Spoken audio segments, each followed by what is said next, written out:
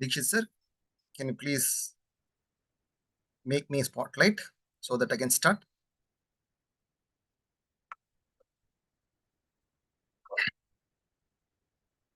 Shri Gurubhyo Namaha.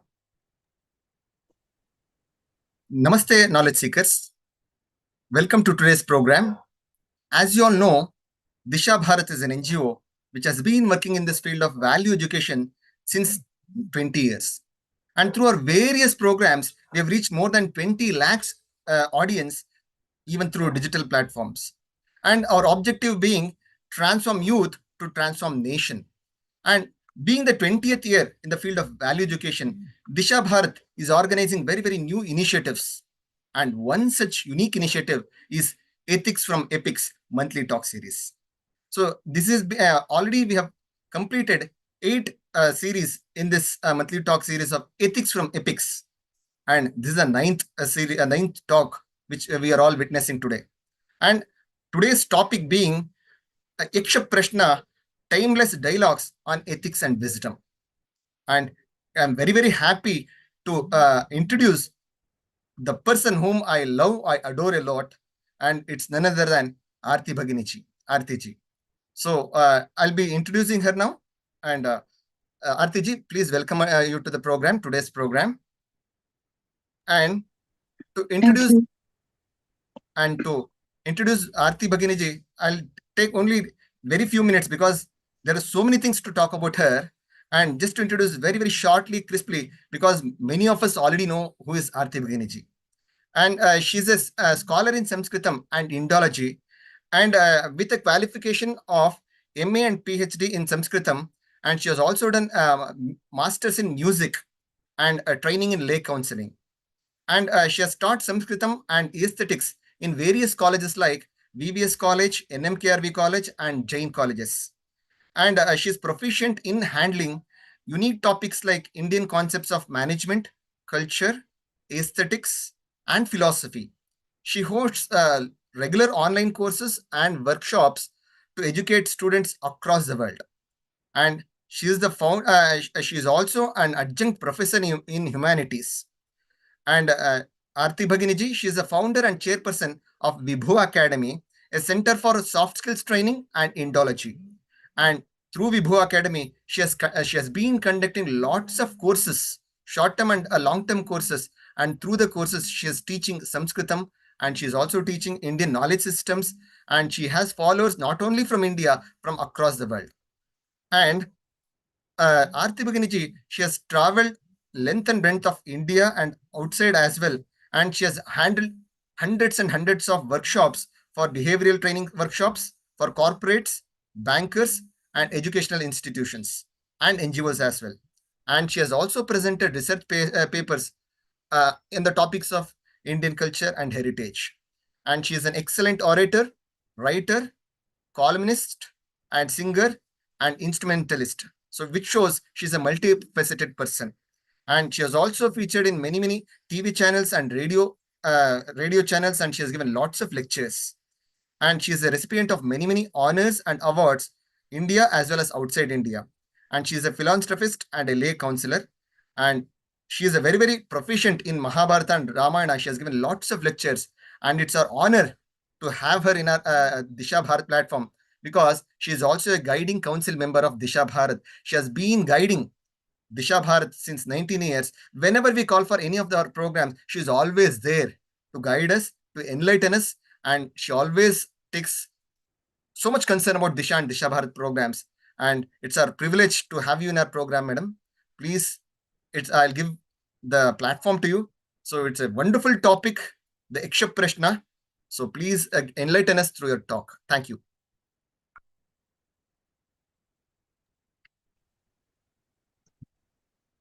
Namaste Sarvebhyaha. Am I audible, Elizabeth? Enough? Yes, ma'am. Okay. Namaste. Thanks a lot. I thank Disha for this beautiful opportunity. Any topic related to Bharatiya Samskruti, that too our Ramayana Mahabharatam is very close to my heart as it is to all of you. So the Mahabharata is a wonderful text, timeless messages adorn the length and breadth of the text. So of them, the Yaksha Prashna is a very important part. We'll just have some glimpses into the wonderful dialogue between Yaksha and Yudhishthira.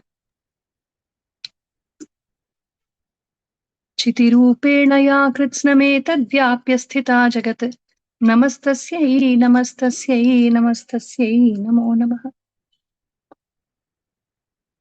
Madam, can we please make it horizontal if possible? The camera. Just, Yes. Yes. Is it okay? Yes. Yes, madam. Fine.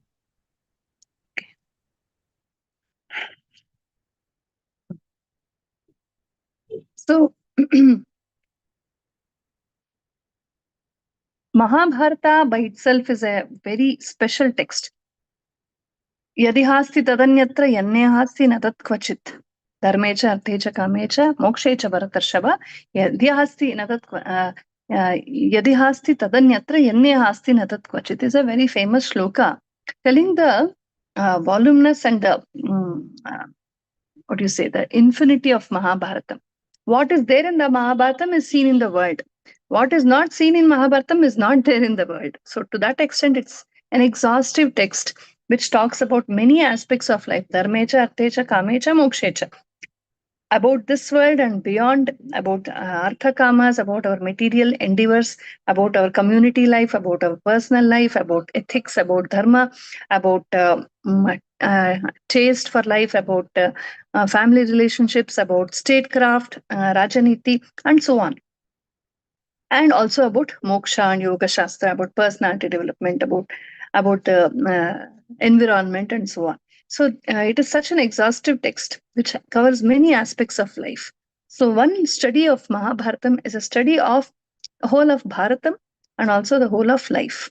Many characters, many behavioral patterns, many inevitabilities of life, many twists and turns of life, and how great men deal with that, and how fickle people just cannot handle them. What creates misery and what enables us to rise above misery. All these things are discussed through beautiful stories and anecdotes and lots of historical kings and queens, the accounts of kings and queens, of great yogis, of even animals and birds and plants and insects are involved as characters. What we see in Panchatantra Hitopadesha are actually inspired from Mahabharata stories. The concept of animating even animals, birds, and plants and trees, etc., rivers and clouds, making them speak like human beings. All these comes actually from Mahabharata. So through all media, Vyasa is teaching us a lot about life. So Vyaso Chishtam Jagat Sarvam, they say. There's nothing which Vyasa has not touched in his great Mahabharatam and Puranas. So in this Mahabharatam, there are many dialogues between Rishis, between Bhishma and Yudhishthira, between Bhishma and Dhritarashtra, between Vidura and Dhritarashtra, between Krishna and Arjuna, which is very well known. Many dialogues are there. You have great people talking to each other. We have Rishis coming and counseling Yudhishthira. So in different contexts, there are instances where very learned, wise people, they share their very genuine and wise advices with the right people. One of them very specially is this Yaksha Prashna. Yaksha Prashna is an episode which shows the wisdom of Yudhishthira. Yudhishthira was no ordinary man. Although he was not that much of a warrior like Bhima or Arjuna, he was a warrior, of course, but he was very good in statecraft. He was a Dharma Raja. He was totally into ethics and he followed them to the end. He never compromised about Dharma. And that is a speciality of Yudhishthira, and he had a very clear mind. He had a perfect understanding of statecraft and life and dharma and adharma, everything. So this is Yudhishthira's personality. So from a great man like Yudhishthira come very wise answers to very tricky questions. And I'm sure most of you know the plot, but anyway, I'm going to tell you that in short. So in Mahabharata, there are many instances, particularly when the Pandavas were on exile. So just before the completion of the exile, towards the end of the exile, this Yaksha Prashna comes.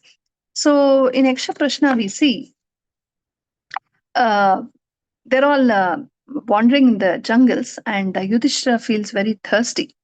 And he tells Nakula, go and get some water. Nakula climbs up a tree and see there's a lake nearby. So he goes there to get some water. There's nobody around the lake. It's a very calm place, solitude, isolated place. There was just one huge crane in the lake. So he was about to drink the water. The crane stopped him and said, don't you dare drink the water. This lake is mine. You want to drink the water, you should answer my questions. You need my permission to drink.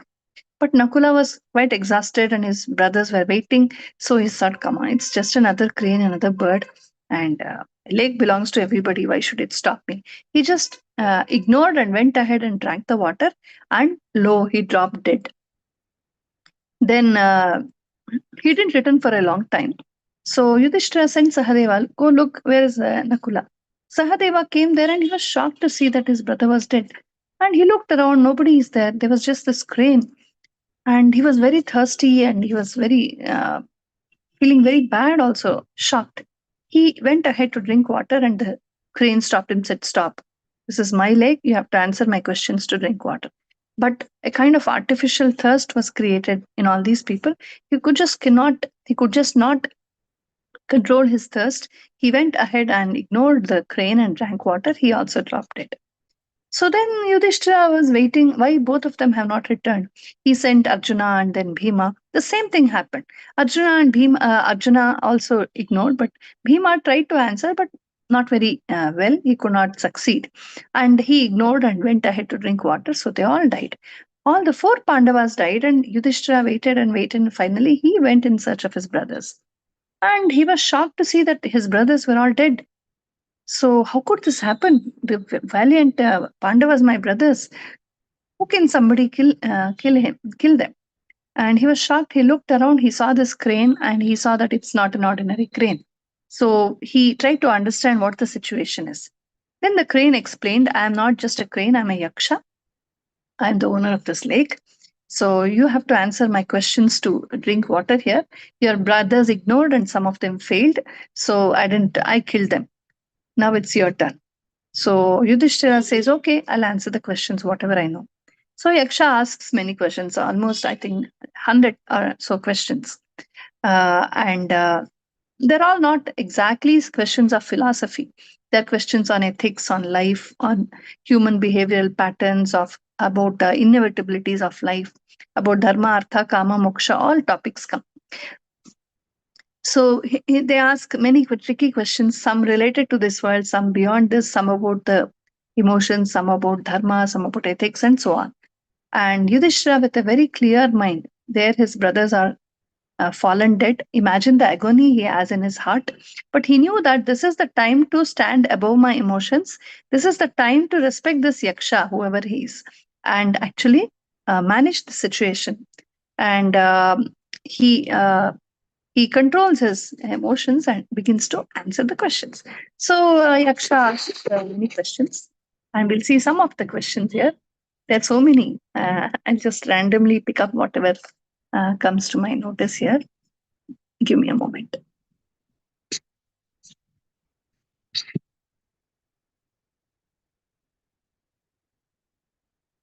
Okay.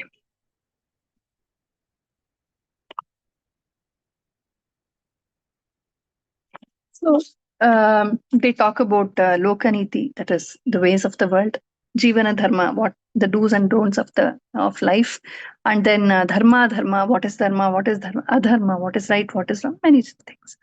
So we'll see just some questions. Yaksha asks, Tapah kim lakshanam proktam? What is the lakshana of tapas? Tapas means tapasya, austerity. What is austerity? Tell me what is austerity. Yudhishthira says, tapas swadharma vartitvam. Very beautiful, very meaningful question answers. This is question answers. These are. What is tapasya? Today in the TV and cinema, drama, etc., tapas means somebody clad in ochre cloths goes to a forest, sits like this, the long beard, preferably a white beard, and so on. We have got very such ideas of tapasya. But what exactly is happening within tapaha? So Yudhishthira says very beautifully, tapaha swadharma vartitvam. To remain established in swadharma is a real tapas. What is Swadharma? This is a very, very beautiful question answer. I think it's very relevant for today also. Because today we are always talking about becoming somebody else, we are impressed by somebody, we are influenced by somebody, we are trying to become somebody, ape somebody, emulate somebody, copy somebody. It's become a totally copy paste culture today. Somebody big and rich in the West says, you be like us. This is the fashion, we follow that. This is right, you follow that. Anything and everything without any verification. We are just going blindly after everything. So this is the time where this particular question and answer of Yaksha and Yudhishthira are very relevant, I feel. So what is tapas? Swadharma vartitvam. The biggest tapas or the real tapas is to be established in swadharma. What is swadharma? Swadharma has a very wide scope of meaning. Swadharma doesn't only mean one's own dharma, remaining in Sanatan Dharma, remaining in Buddha Dharma. That's a very small part of the meaning. So, what is Dharma? Swadharme nidhanam shreyaha paradharmo bhayavaha, says Sri Krishna in Bhagavad Gita. So, paradharma, just blindly adapting somebody else's dharma or ways or shaili or technique is always dangerous. So, you have to always remain, do and die in your style. To be very original, to be very honest, to obey what nature is dictating from within. Our conscience dictates to us what we are, what we should do, what we should be, and we never listen to that. When we listen to our conscience and act accordingly, then our taste, our approach, our style, they all start emerging. So we have to be very, very original. So that originality is called Swadharma. Nature has made us in a certain way. We are Sri Krishna also talks about guna dharma, guna karma vibhavasha. Guna and karma, these two decide our personality. Guna is our inherent nature. Karma is our duty. Duty, whether it's pleasant or unpleasant, we like it or not, that is different. We have to do our duties. And what is guna? It is our nature. So our it is a natural nature of a lotus to be in a certain style. Lotus need not feel bad about itself and try to become like a jasmine, and vice versa. Nobody needs to become like anybody else.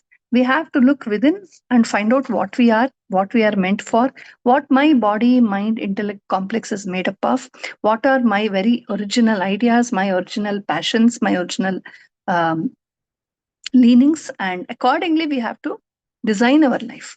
That is why in Sanatan Dharma, you see, our lifestyle, our achara samhita, ahara samhita, food, our dress, our philosophy, our thinking, our culture, dance, music, profession, everything is related to our taste and our parisara, our pradesha, because that is our swadharma and we will excel in that.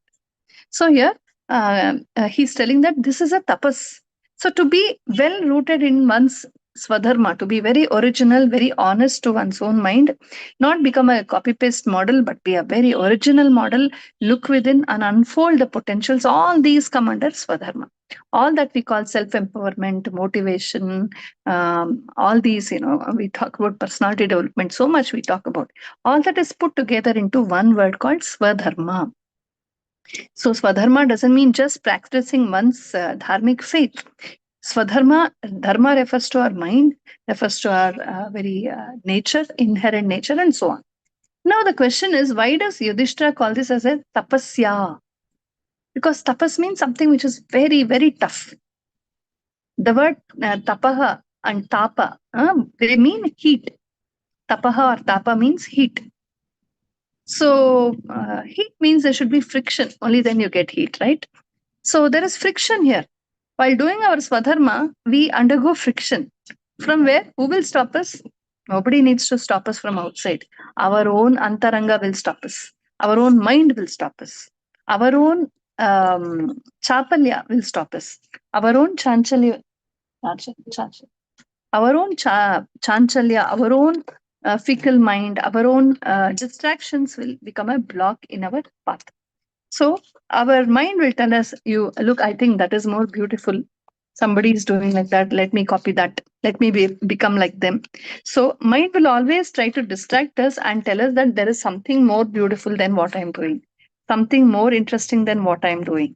It's always trying to mislead us and take us elsewhere. So that's a very natural thing. And today we live in the advertisement world, where everybody is trying to impress upon us. You buy this, you look like this, you dress like this, you use this shampoo, you use that, you become like this is your hero, this is your role model, you use this soap, you eat this. Even our personal life, like how I wear, what sleep dress we wear, how we party, what games should we play in everything is kind of, we are always looking outside instead of generating something. So we have totally, we call it fashion and global, but actually what is happening is we are just picking up blindly from outside and forgetting what we ourselves can actually generate. In the haste to change, we have forgotten to blossom. So to blossom is very important, to transform from within. It's an inside out growth, not about I don't mean to say we should not adapt, we should not take things from outside. Ano bhadraha kratavoyantu vishwataha, may good things come from all parts of the world, is our very ancient prayer, prarthana. But there should be a verification, there should be a filter for everything. So swadharma, when we follow swadharma, it is easier said than done. To be very self made, to be very original, to be very very honest to our conscience is not an easy thing. Our own mind, our own emotions, our own chanchalya, our own distractions, the world around, the competition in this world around, and the people who are trying to impress and attract us. Today, there are so many jalas, so many types of traps, emotional traps, monetary traps, and even traps in the name of religion. There are so many demonic faiths which are trying to convert in masses. So many things are cooking around us, many fishy things. Amidst all this, we could very easily get misled. So, amidst all this, if I can still stick to my swadharma, that is indeed a tapasya. It's very difficult because tapaha means that friction is created. So, to be ourselves, to be very original, to listen to our conscience and behave accordingly is not an easy thing. So, tapaha swadharma vartitvam. To behave, to be very honest to our antaranga. Manasi, vachasi, kaye, मनस्येकं वचस्येकं मनस्येकं वचस्येकं क्रियायाम् एकं मनस्विनः. So great people have think, and what they think they say, and what they say they will do. So this is swadharma nishta, being very very honest and loyal to what is genuinely our antaranga. And if we try to just ape somebody else, then our swadharma is gone and we will become very mediocre people. It's like, I'm reminded of a saying from Einstein. I don't remember the words verbatim, but the sense is that he says, if you judge a fish by its capacity to fly, you have not understood what education is about. It's like, it seems somebody had a competition to find the best animal, the most worthy and most smart and competent animal in the forest. So they invited a monkey, a mammoth, an elephant, and a fish, a bird, and a cheetah, and a tiger, everybody, birds, insects, everybody together. And they had one competition for all of them. What was that? That was to climb the tree. So to climb the tree was a competition.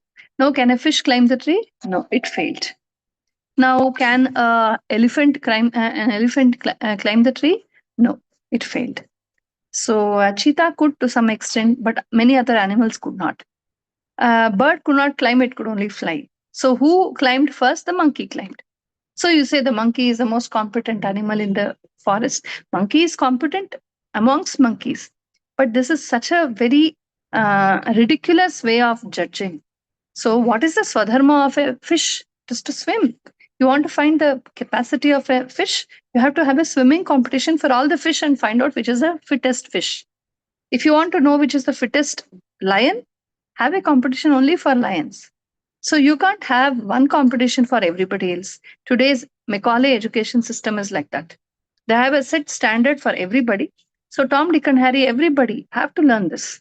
You may be born in a forest, you know so much about the forest. No, I don't care. That is not education. You have to come here, sit here, and finger on the lips. I'll teach you everything from some English textbooks, what the Britishers left back, something. And you have to learn that by heart, write an exam, and say you are. Only then I will validate. Only then I will acknowledge your worth. You may have done farming for 30 years, 40 years, 50 years and have reaped benefits and prosper. You have reaped a lot of money. You're a very prosperous farmer, but I don't care. I will only acknowledge you if you know some set of English words. You have done a BSc, MSc, PhD degree in agriculture in an English university. Only then I acknowledge you. So this is a kind of agraha, or this is a kind of um, ridiculous thing that we see. ಅದು ಕಷ್ಟ ಆಗುತ್ತೆ. ಬೇಡ, ಬೇಡ, ಬೇಡ ಪುಟ್ಟ. ನಂಗೆ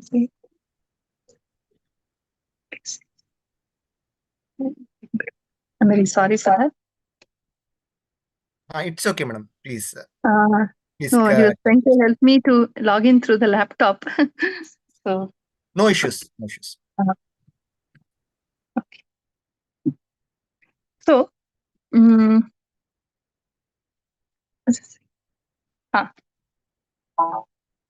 so what is Swadharma? Nature has given everybody some capacity, some taste, some orientation, some leaning. We have to discover that and unfold that. So this is Swadharma. But what comes in the way? Our ego comes in the way, and our feeling that our complexes. Either we feel superior or inferior. We compare with others. We try to become somebody else, and we call it progress, and so on. So we are always trying to become someone else, and we forget the worth of life, and we end up with job dissatisfaction or a sense of emptiness. So all this happens because following Swadharma Vartitvam is a tapaha, says Yudhishthira. To stick to your dharma, to stick to your ideals, to stick to your dharmic ideas, to stick to your identity, to stick to your nationality, to stick to your cultural identity, to stick to your Sanatan Dharma, to stick to your Bharatiyata, to stick to your Bindi, your Vedanta, your feeling, your Parampara, your civilizational memory, to be what you are and still have a global outreach. Rooted in the soil, a tree can grow its shoots up to the skies, but the roots have to stay firm. So this is called Swadharma Vartitvam. That is very difficult. So Yudhishthira says that is a tapaha, very meaningful. So to follow a Swadharma is the toughest thing in the world. It's a tapasya. Now Yaksha asks one more question. Kena cha buddhiman bhavati? What makes a man buddhiman? What makes a man really wise, intelligent? So buddhi refers to many things: intelligence, being witty, being clever, being very diligent, having a good comprehension, all that. All that comes under buddhiman. Buddhi is the capacity, the intellect. So Yudhishthira answers, he says, buddhiman vruddha sevaya. By doing vruddha seva, one becomes a buddhiman. What is this vruddha seva? Serving old people? How can that make us very intelligent? Serving old people is fine, okay, it's our duty or it's humanity.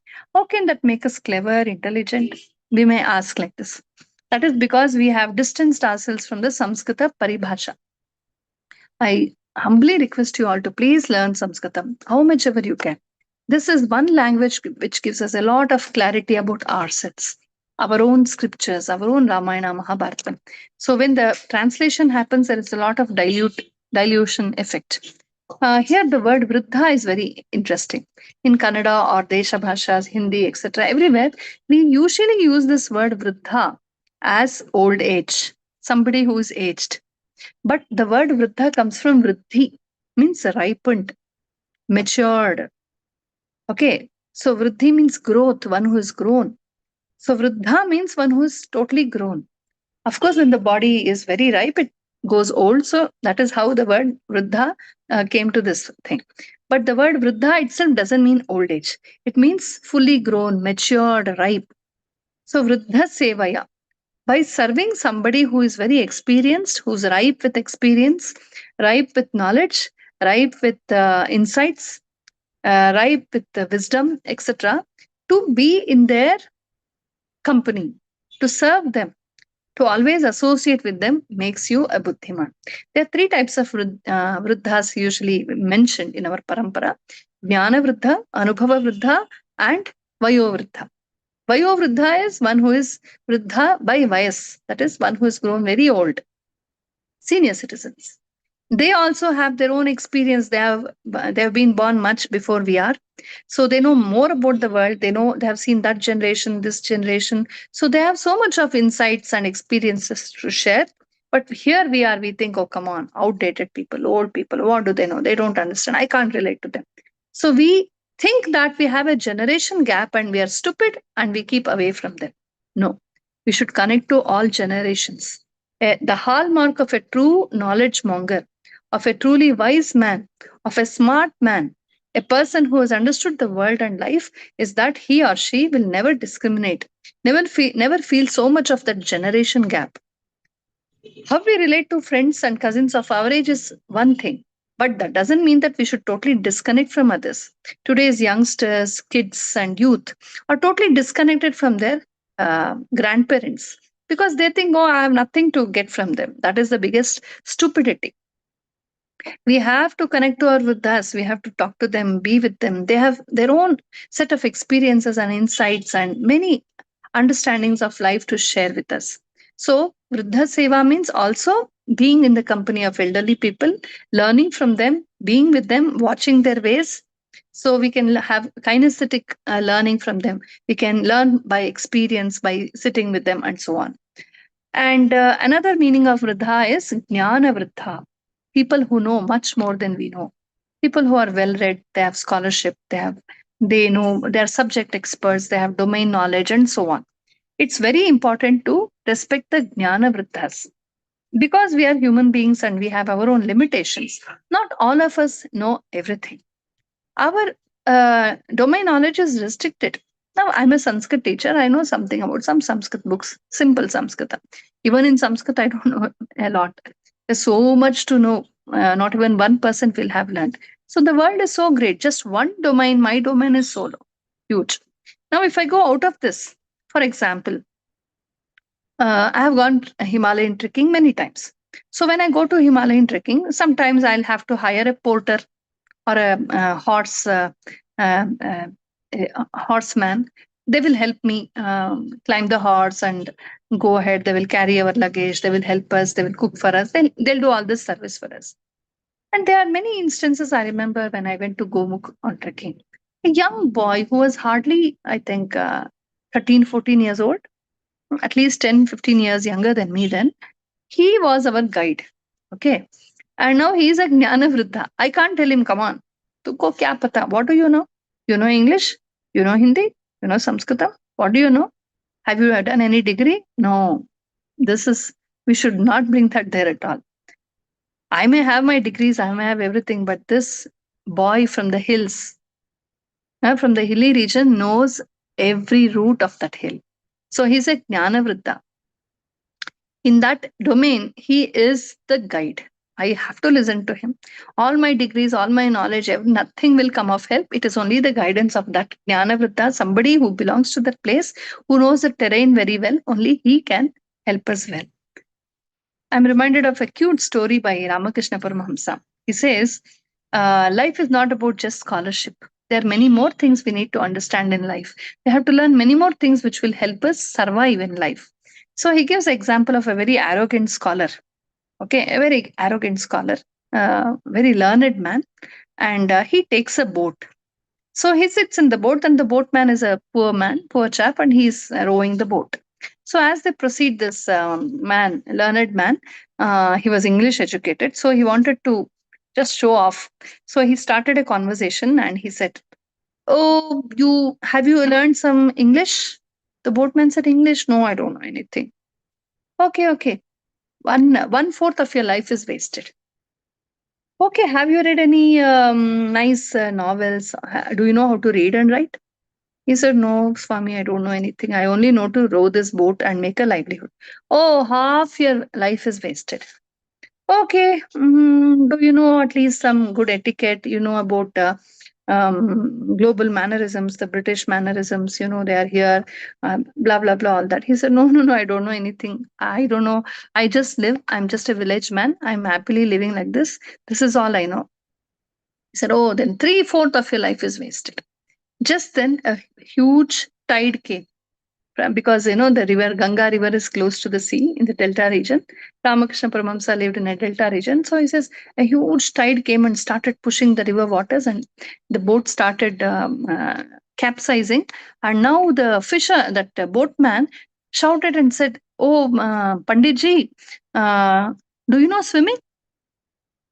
The Panditji, who knew English and other things and literature and everything, said, "No, no, I don't know." So the boatman said, "I'm so sorry, but your 100% of your life is wasted." And he jumped and he swam to uh, safety. But the scholar had to drown because the boat capsized. Cute little story, he says. This is because not everybody knows everything. So we have to respect the Jnana Vritta, somebody who knows that. So, not every knowledge comes of help in every domain. So, it is important to respect the Jnanavriddhas, to be in there, to learn from them, to learn from everybody. Swami Vivekananda, when he traveled across the world, he used to pick up languages. He used to learn many things. When he came to Tamil Nadu, he learned how to prepare this molagatanni. Molagatanni is pepper rasam. Pepper Saruvi, a medicine Saruvi, say in Kannada. He learned that also. He learned French. He learned about European art. He learned about European literature. Wherever he went to the Himalayas. He learned Hatha Yoga. He learned other techniques. He learned different types of yoga, patatis. He went to Kashi. He had a connection with a great scholar called Pramadadas Mitra. With him, he used to learn Vyakarana and all that. On the day he died also, he took a Ashtadhyayi class and he marked some sutras and said, "I think the meaning definition here, even here, has to be slightly corrected," or whatever. He did some. He knew he was going to die that day. Hours before his death, he wrote that, marked it, and told his Shishya, "Do something about this." So this is the kind of jignasa to know, jnatum ichcha jignasa. So Vriddha Seva will make our intellect expand. Um, Yastu sancharate deshan, यश्च सेवेत पंडितान् तस्य विस्तरिता बुद्धिः तैलबिन्दुरिवाम्भसा. One who sancharate deshan, who travels a lot, yascha seveta panditan, one who is always in the association of very wise people. Pandita doesn't mean just a person who has read many books. Panda means ripen. In Telugu, we call a fruit as pandu, means something which is ripe. A ripened, a very matured person to be with in their company, tasya vistarita buddhihi, their intellect will expand. Taila bindurivambasa, like you put a drop of oil on water, it totally expands on the surface. So, like that, our buddhi will get vistarita by being in the company of wise people. So, Vayovriddhaha have something to give us, old people, senior citizens, we always have something to learn from them. Learn, learn, learn, learn. Their experience, their association, their words. A person who thinks only my friends, people of my age, my school, my college, my friends, me, that's all. One who shuts them inside. Today we see our youth and kids are growing up that way. It's very unfortunate. In this country where we say Matru Devo Bhava, Pitru Devo Bhava, Atiti Devo Bhava. If an Atiti comes, we used to say namaste, please come in, you want some water, please sit down, make them comfortable, and then call your parents, and so on, and talk to them a few words, and then go in. But today, our children or youth, they may have scored 90, 98, 99.5, whatever, and studied in Harvard and here and there, etc. But when somebody comes home, they will not have a courtesy to say, "Please come and sit, you want water," and anything. "Amma, your friend has come," and they just get up and go. Totally, this is not of my concern. The feeling that I'm a host, anybody who comes here, I have to make them feel comfortable. These cultural values are unfortunately going, because Macaulay education doesn't teach us all that. It only teaches us to get a degree and get a job somehow, not real worth, but just certification. So we have something to learn from Vriddhas, Vayo Vriddhas, from Jnana Vriddhas and Anubhava Vriddhas. Anubhava Vriddhi. A youth who might have done BSc, MSc, PhD in agriculture will still have a lot and lot and lot to learn from a farmer who's done farming from the last 40, 50 years, who lives amidst the crops, who is always residing there. He will certainly have more knowledge than this person. And I may know how to describe Kalyani Raga. Sarigama Padanisa, Major Kalyani, 65th Mela Kartaraga, okay, Chaturashruti Shrabha, Antaragandhara, Pratimadhyama. I can tell these lakshanas. But if I have to really enjoy, if I really have to master Kalyani Raga, I should know how to sing Kalyani Raga. Prayogika Jnanam. This, what you say, practical knowledge is very important. So people who have this practical knowledge are called Anubhava Vriddhas. So actually to be with them. Look, today when somebody studies MBBS, medicine or engineering, they have this internship, they have house surgeon. Why? You may study so much about medicines and diseases and patients, but unless you sit with an experienced doctor, you actually treat patients, you actually see the agony they are in, how you face them, how you talk to them, how you manage the situation. It's not that easy. You have to be with all that. So that gives you another kind of experience. That is why Yudhishthira says, Buddhiman Vruddha Sevaya. One who associates with wise people, one who associates with experienced people, one who associates with older people, senior citizens, he will automatically get jnana. So jnana vriddhi happens, buddhi, vikasa, the expansion of the intellect happens through vruddha sevaya, through the seva says. So there's one more question by Yaksha. Indriyarthan anubhavan buddhiman lokapujitah. Sammata sarvabhutanam utshvas bhutanam utshvasan ko na jivati. Yaksha asks, Indriyarthan anubhavan. Now take the example of a person. He is enjoying all the pleasures of this world. Indriyarthan means by he sees nice things. He's very lucky. He's got a lot of money. He's got resources. He's got the opportunities. So he's enjoying all pleasures of life. He's eating well. He's eating. He's listening to nice things, seeing nice things. He goes to the movie. He spends with his friends. So he's got all riches. He's enjoying everything ultimately, having great fun. And Indriyarthan Anubhavan, Buddhiman, he's also very clever. He's very smart, he knows very well, he's very well read, he's learned, he's skilled, etc. Loka Pujitaha is very famous in the world. Sammataha Sarvabhutanam. He's also praised by everybody. Everybody says, wow, wow, he's a very great man, very learned man, bahut acha hai, great hai, so on. Kintu although he's Uchvasan, although he's doing Uchvas, although he's breathing, he's dead. Who is this? See the question of Yaksha. A person is learned, he's got all Sukha Bhogas, he's very rich, prosperous, successful, and he's got a good name in this world, and everybody praises him, but still, although he's breathing, he's dead. Who is that? And see the answer of Yudhishthira. He says, Devatatiti Brutyanam Pitrunam Atmanascha Yaha Na Nivarpati Panchanam Uchvasan Sa Na Jivati. So Deva Atiti Brutyanam Pitrunam Atmanacha. One who does not offer anything to the Devatas, Atitis, Bhritya, his servants and juniors, and Pitrun, to his parents and elders, and to oneself. A total, you can say, we call them misers. Miserly people are dead although they're alive, because they don't do Devata Puja.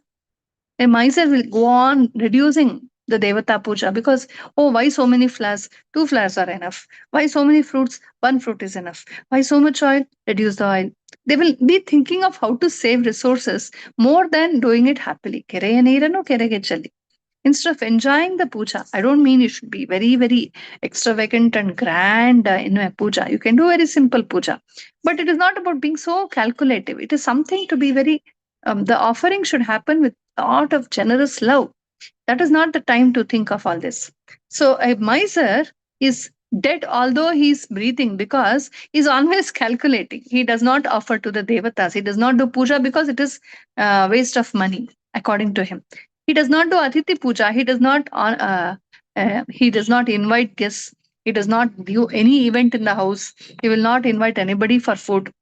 Because oh, kharch ho jayega. I'll have to save all that money. So he's never ready to give anything. Bhrutyana. He will take help from his servants and all that, and he'll keep on bargaining and he'll give very less to them or nothing to them. He wants to get everything done free. He doesn't want to spend money. And Pitrunam, he doesn't even spend for his parents or grandparents or elders who gave him everything. Atmanashchaya. Okay, all this is understandable. He's a miser. He's very selfish. He doesn't do puja. He doesn't give to guests. He doesn't give to his servants or juniors. He doesn't give to his parents also. But Atmanashchaya, he doesn't give himself also. Misers are such that they will have some 20 new shirts and saris in the wardrobe, but they will still wear only rags. They'll have a lot of money to buy good things, good bags, good clothes, good shoes, good house, good furniture, but they will not. They will deny themselves and they will justify that as simplicity, but actually, they just want to hoard and hoard and hoard and hoard. They will live poor to die rich. So, such a person, Uchvasan Nasa Jivati. They are breathing, but they don't live. There's a very beautiful Subhashitam, which goes parallelly with this saying. That is, Danam bhogo nashas tisro gatayo bhavanti vittasya. Yo nadadati na bhunte tasya trutiya gatir bhavati. So there are three paths, three outlets to wealth. Danam, you have to either do charity. Bhoga, or just go enjoy. Use the money. Go to a resort, go to some place, go on a tour and enjoy, eat, give, and share with your family, friends, and enjoy. Dhanam or bhoga. Either do charity or enjoy. The third path is nashaha, destruction, perishing. Yo nadadati na bhungte. One who does not give charity nor enjoys himself. Tasya tritiya gatir bhavati. His wealth will obtain, perish, will obtain destruction. It'll go waste. So a miser's life is a waste because he has everything but he doesn't enjoy. It's a distorted mindset. It's a manoroga.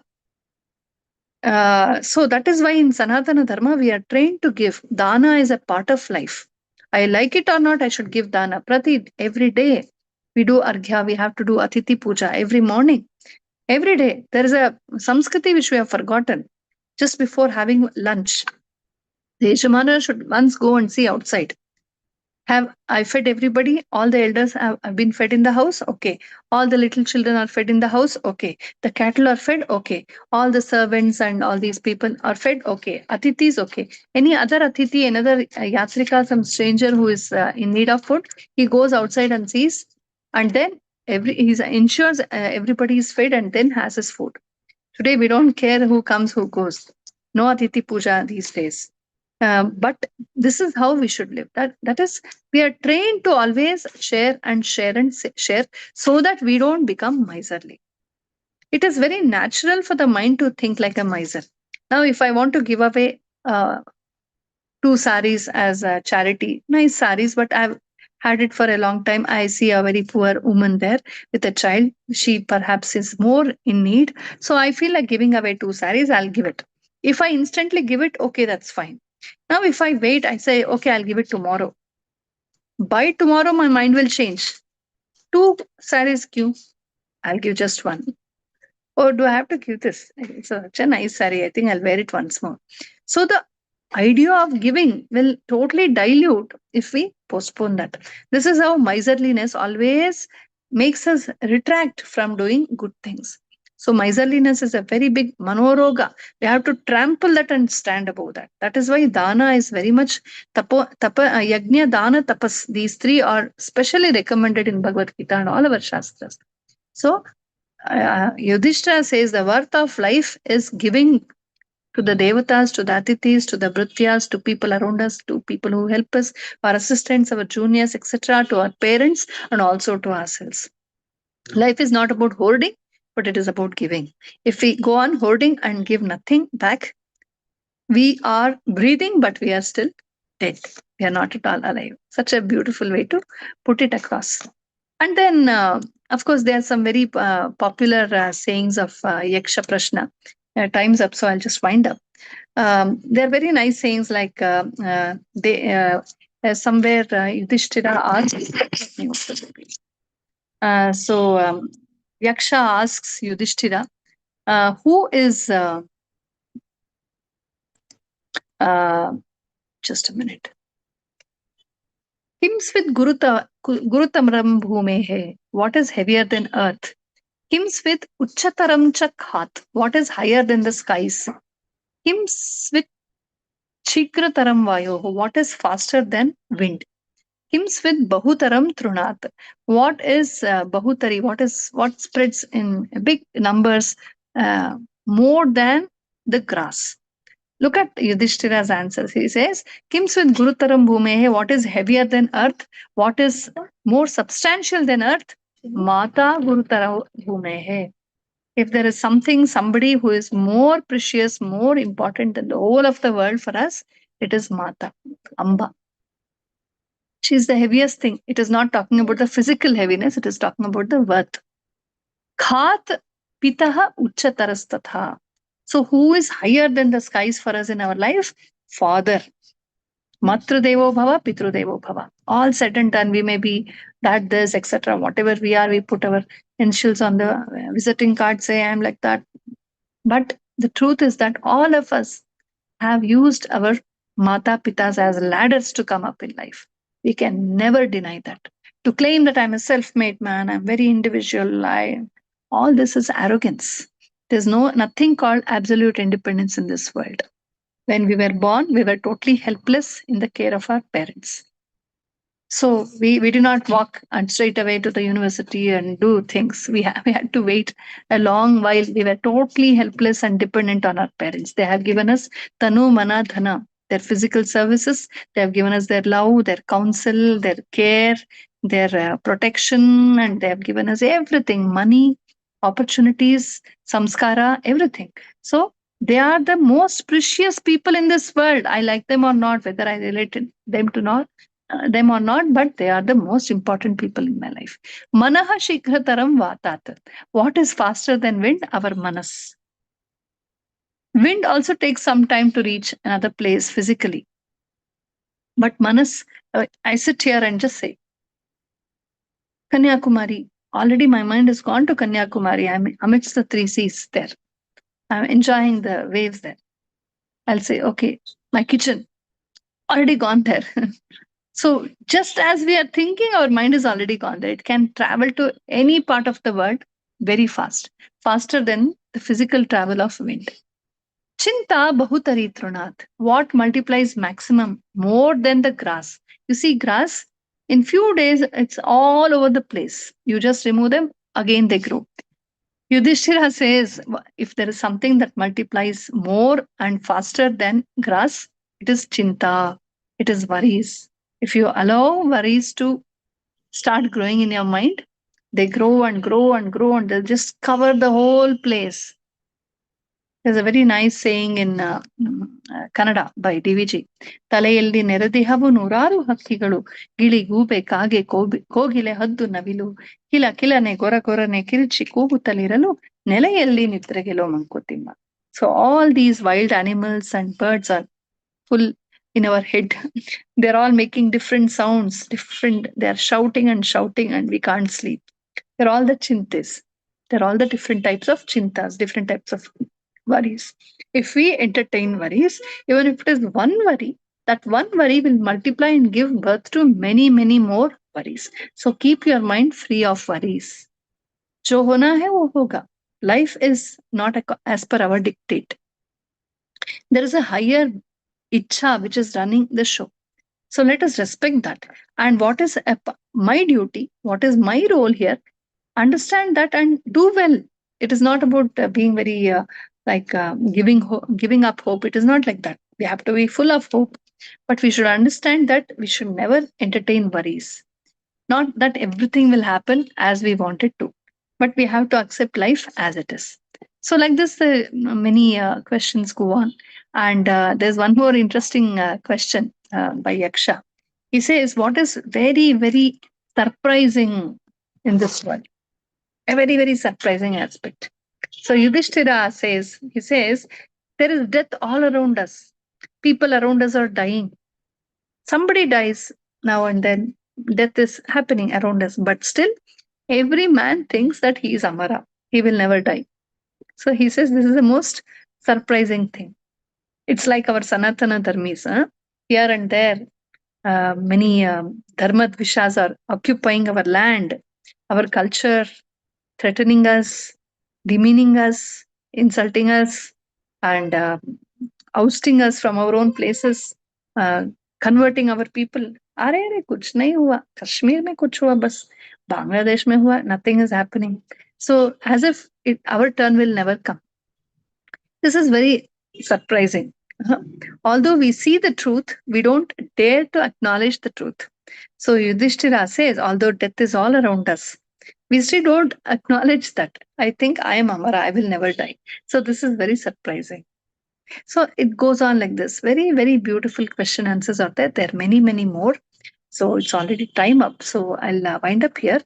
Uh, very much impressed and inspired from the Yaksha Prashna, probably. Adi Shankaracharya composes a similar kind of set of Prashnottara Ratna Malika. That is also very interesting. He talks about who is a guru, what is Vidya, what is Dharma, what is right, what is wrong, what is Sukha, and so on. They're all beautiful insights into life. So, life is not about just our physical activity. It's not about just what I eat, what I wear, where I go, what my dream car, my dream bungalow, and my dream job, my dream destination, and foreign tour, and selfies, and gadgets. If we think this is all life is, we are really mistaken. Life is not about just gadgets and physical um, pleasures. Life is above all this. It's also about our emotions, and beyond the emotions, it's about our intellect, our thinking, our comprehension, and beyond that, it is about our meditation, our dhyana, our engagement into ourselves. Beyond even that is about self realization, Atma Sakshatkara. So, there are many dimensions to life, but unfortunately, we think only our Aadhaar card personality is our personality. What do I do about my wrinkles? What do I do for my gray hair? What do I do for my dry skin? What do I do for split hair? What do I do to get thin? What do I do to get fat? So we are only worrying about pampering the body and trying to impress somebody doing something because unfortunately we think we are just the body. Physical part of our body is one part of our personality. We have to keep the body healthy, hale, eat well, sleep well, exercise well. That's all fine, but not obsessed about the body. We have to think of the higher dimensions of life. And Yaksha Prashna, Prashnottara Ratnamalika, the dialogues in Mahabharata, in Ramayana, Panchatantra, Hitopadesha, our whole Vangmaya, Subhashitas, Vachanas, Haridasa Sahitya, Gade, Proverbs, all these, they are opening up newer dimensions of thought.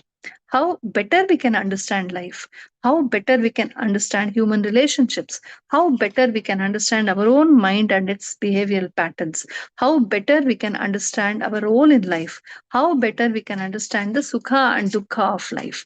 So, understanding as it is, yathartha jnanam, factual understanding of life, and a very well, uh, what do you say, well planned approach to leading life is necessary. For that, we need such rich advice. And Yudhishthira's words are very meaningful. What I told you is very, very less. As I told you, there are, I think, 100 or more questions here.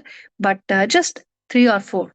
Some questions have a lot of scope for a very detailed discourse because, like we took the example of the first question that we discussed, tapaha swadharma vartitvam. So that itself, word tapasya, the word swadharma, the word dharma, dharana dharma ityaho, dharmo dharayati prajaha. What is dharma? It is not about just a faith or religion, unfortunately translated so in the hasty English translations. It's a very wrong, corrupted translation. That is not it. Dharma is it's a, it's a, what do you say, a Vaishvika niyama. There's no one sentence that can describe dharma. It is a system that keeps everything in place. It creates harmony for everybody at the personal level, at the family level, at the community level, social level, political level, at all levels. We have dharma. That is why we say matru dharma, pitru dharma, dampatya dharma, raja dharma, praja dharma, shikshaka dharma, tapo dharma. Hmm? For everything is a dharma. With Ruta Prajna, with correct understanding of life and the higher truths, then we live life, we will live wisely. So much of our stress, much of our unnecessary hardships, much of our misunderstandings, much of our trials and errors are reduced by understanding life in the light given by great people like Yudhishthira and Vyasa in Mahabharata. So Yaksha Prashna is a very beautiful dialogue. Of course, in the given time, I could not do any justice, much justice, because the topic is very, very vast, and there's a scope for much more explanation in many of these shlokas. Just random, I could pick up a few, three or four, I think, or five, and we saw. So I request you all to please read. The PDFs are available, the books are available. There are some good translations available, explanations available, I think. So if you go and read them, you can further with this introduction. I think it'll be easier for you to understand. And many of these Yaksha Prashna answers of Yudhishthira have become subhashitas. They have become some very nice sayings like um, uh, Prithvi se kaun bada, like these some dohes. I don't have them by heart. Many such songs have come picking up from the Yaksha Prashna. Very beautiful songs and shlokas to be taught to children. You can pick up a few and explain them and teach to everybody. And so that's a very nice way to educate ourselves better about life and its ways. So Vyasa Bhagavan has taught us so many things. He's such a versatile teacher. He deals about so many aspects of life. And this Yaksha Prashna is a very, very special model. Through question answers, he tells all this. And now, after all the questions are rightly answered, the Yaksha or that crane is very happy and says, "Wow, I'm very happy, Yudhishthira. Now you have four brothers who are dead, right? Bhima, Arjuna, Nakula, Sahadeva. Of all the four, I will revive one of them to life. Tell me whom I should revive to life." Now, Yudhishthira, without a second thought, says, "Please revive Nakula." Yaksha is very surprised. He says, "Why Nakula? Look, you, Bhima, Arjuna are the children of, biological children of Kunti. And Nakula, Sahadeva are the children of your stepmother, Madri. Although you have a common father, you have different mothers. So you could opt for your own immediate brothers instead of your stepbrothers." But then Yudhishthira says, "No, no, no. My father has five children and two wives. So I am Kunti's son. I am alive. So, like, if only one can be alive, I think Madri's son, my stepmother's son, should be alive. That way, at least one child of each of the wives of Pandu Maharaja will be alive. That will give some balance." Look at Yudhishthira's selflessness. Although he loved his brother so much, he had no partiality for anybody. He only thought of dharma first. This was another test for him. So now the Yaksha reveals himself, and it was none other than Yamadharmaraya, not just a Yaksha. Then he reveals himself and says, "I'm very happy with you, Yudhishthira. This was just a test to see your wisdom and also to see your generosity and how impartial you are. So you are a real Dharma Raja. You know Dharma in and out. So I shall revive all your brothers to life."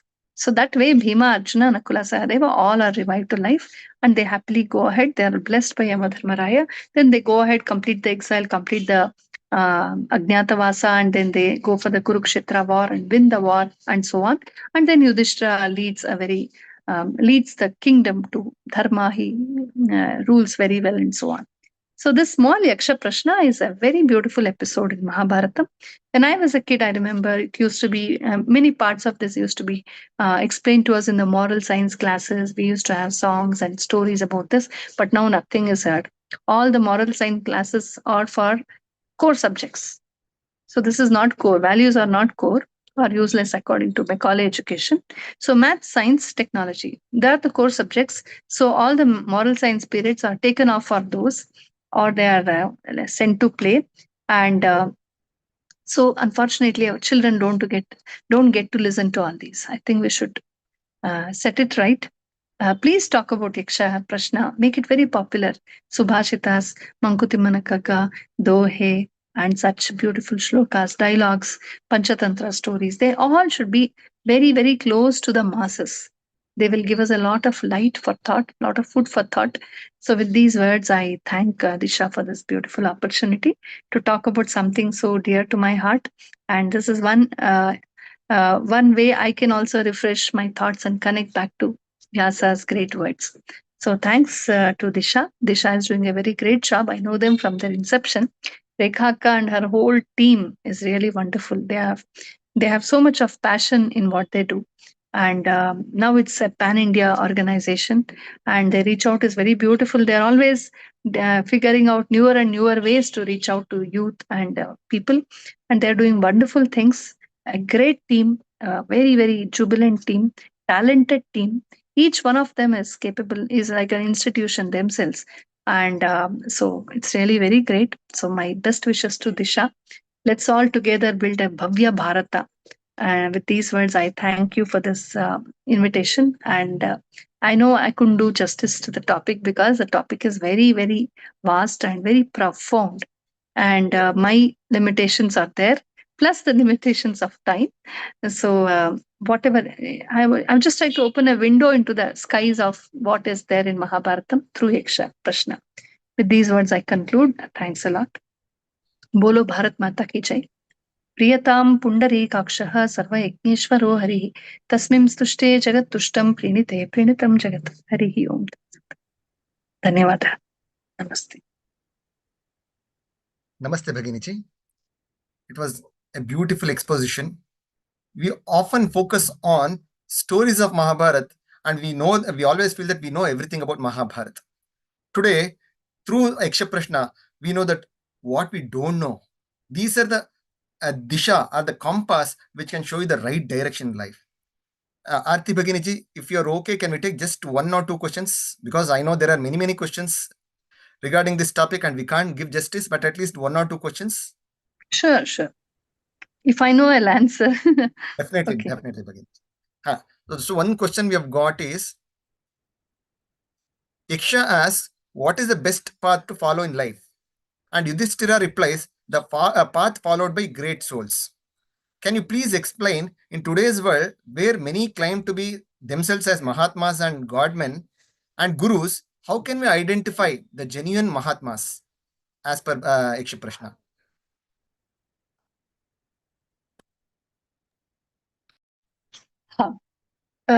Real Mahatma is one who stands with truth. If you want to, first of all, we should be truth mongers. I think before we start identifying a Mahatma, we should start becoming truthful. You know who falls for these dhongi people, all these um, people who claim greatness, people who themselves are not very truthful. If you want a shortcut, you'll always fall to the trap of such people. So let's never fall for a shortcut. Shortcuts cut you short, they say. So look for truth. Who will speak from the truth, from experience, from the Shastras? Who has no other agenda but truth? One who is fiercely truthful is a true Mahatma.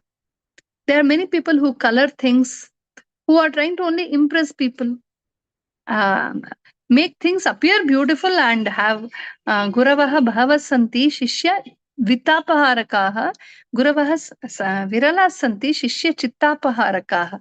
There are many gurus who are Vittap, who want to make money, who want many Shishyas, who want limelight, who want to become famous overnight. So they do everything to impress, and it's about numbers. It's about numbers and money. Beware of such people. Guravaha virala santi shishya chittapaharakaha.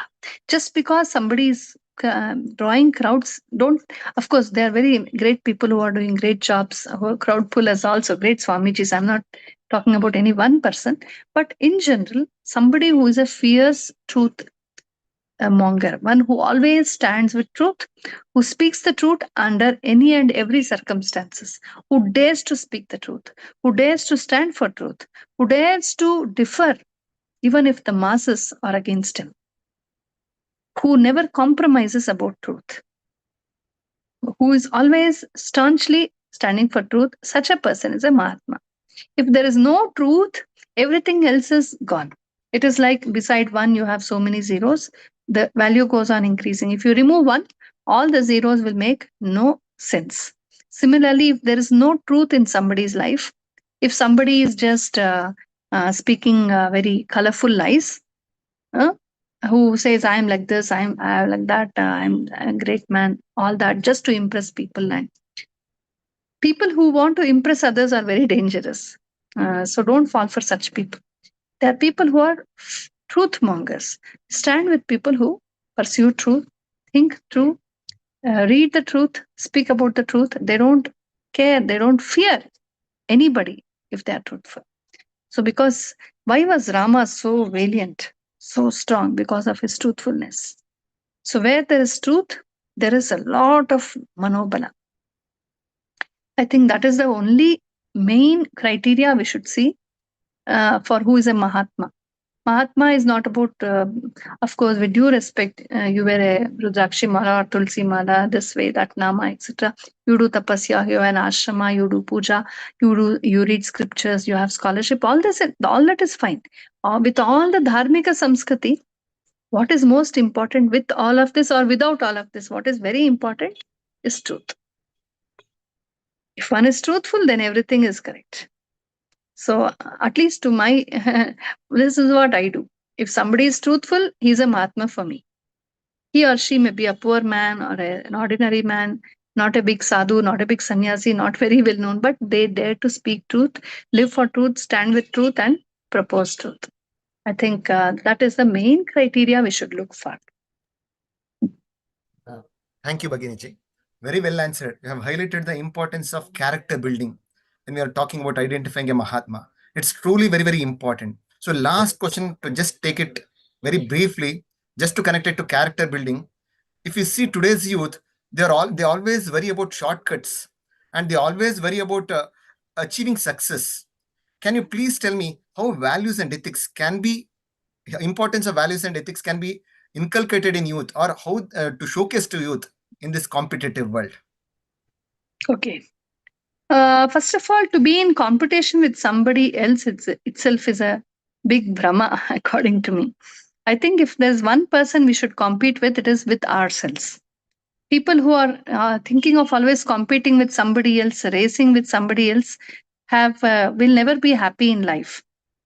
There's no end to a race; it's a rat race. So it is about unfolding what we have. The very perspective of life is different in the Sanatana Dharma. Here we say the competent world, the competitive world, there's a rush there, you have to prove your worth, you have to change, you have to go global world. Okay, with due respect to all that. But real life starts from inside out. We have to first blossom from within. If we don't do that, we cannot, all that we achieve will be a waste. It will never give us satisfaction. So, why ethics are important? Because ethics tell us how to grow from within. Look now, what happens in the haste to be competent, in the haste to achieve, in the haste to become successful, in the haste to get money? People go for shortcuts. So, what will happen? It's like, I'll give you the example. Take a seed. A seed, a small, tiny seed has the potentials to become a big banyan tree. Of course, it has. But can you just open it up and say, come on, grow, grow, grow, grow? If I try to open up and tamper with that, I'll totally destroy the seed. That is not the way. There is no shortcut to success. If people think there's a shortcut, they are wrong. There's a shortcut to dirty money. There's a shortcut to dirty fame. There's a shortcut to dirty other things. So that is not success. If you call money or dirty fame or dirty ways of getting, grabbing power, etc., as a success, then your definition of success is wrong. Success is about unfolding what we have from within. So for that, ethics is very important. What is ethics? It tells us to go in the right way. How do you make a seed a banyan tree? First of all, remove it out of its comfort zone. If you keep a seed in a beautiful golden casket, cover it with a silk cloth, keep it in your showcase and say, wow, this seed, it'll never become a banyan tree. The seed has to come out of its comfort zone, it has to be sowed in the ground, it has to face mud and sunlight and air, it has to open up. It cannot sleep in comfort, it has to open up. Only in the right kind of facilitation, slowly the potentials of the seed start growing. Even then, the seed is in no hurry to grow outside, it grows within. You see, the germination starts inside first, because luckily the seed is not Macaulay educated like us. It is not influenced by that copy paste thing. It is a very original thing. So it grows within. It grows its roots, mother roots, and other tiny roots. It becomes firm. It absorbs the nutrients. It already has some nutrients. It's done a lot of homework before the first leaf sprouts on the surface. This much of homework a seed does. This is the right way to grow. This is the ethical way to grow. Then it becomes a banyan tree. You tie even a elephant to it, it will stand. Nothing can make a banyan tree fall so easily. So, to grow in the ethical way is to become like a banyan tree. To grow with a shortcut is damaging everything. In the haste for money or name or power, we do all these unethical things, and what happens? One day, uh, people will also say, hey, kalla, hey, sulla. ಏನ್ ಮಾಡಬಾರದು ಮಾಡಿದ್ದಾನೆ. People in the world also knows. So let's remember that they say in Kannada, ಬೆಕ್ಕು ಕಣ್ಣು ಮುಚ್ಕೊಂಡು ಹಾಲು ಕುಡಿದ್ರೆ ಗೊತ್ತಾಗಲ್ವಾ. So it is like a cat assuming that I will steal milk, but I'll close my eyes so nobody will see me. If the cat closes its eyes, only it doesn't see the world, but the world is seeing the cat. So we can never cheat the world. Somehow, somewhere, our asatya, our mosa, our cheating, our hypocrisy will reveal itself. So that will ruin us. It'll ruin our image, it'll ruin our peace and everything. That is why people who go the unethical way are never happy. It's compared to a bottomless basket. Tadavillada butti. Whatever you put into that basket will never, the basket will be never full. So if we go the unethical way, we are always dissatisfied. It will never give us satisfaction. But if you go the ethical way, you'll become stronger and stronger and stronger, more confident, more capable, tougher, wiser. Every trial and error, every small success or failure will teach us, will make us better and better and better and better. And we get a lot of fulfillment, satisfaction. Whether or not we are awarded or rewarded, whether we get awards from outside, whether state government or central government acknowledges, that is least important. But our antaranga will acknowledge, say, yes, I know this, I'm so happy. If I'm a painter, if I paint, the joy of painting is itself my reward. The joy of doing some service itself is my reward. The joy of being happy is itself a reward. The joy of singing itself is a reward. Joy of doing my duty itself is a reward. Everything that we do, kaya kave kailas, it can give us happiness, provided we do the ethical way. But if I cheat, if I don't teach properly and get my salary, if I don't cook properly and demand to be acknowledged, if I don't do my duty properly and still want to be rewarded, awarded, want money, etc., and I think I'm very smart, without doing anything, I got everything. No. Manavariyada kallattanavillавಲ್ಲ. Our mind is telling, tum chor ho, tu kam chor ho. What is worse than that? So, to feel good from within, our antaranga should tell, yes, tum acche ho, sache ho. Our antaranga should tell, yes, you are a good person. That is most important. That is why we should always take the ladder of ethics to success.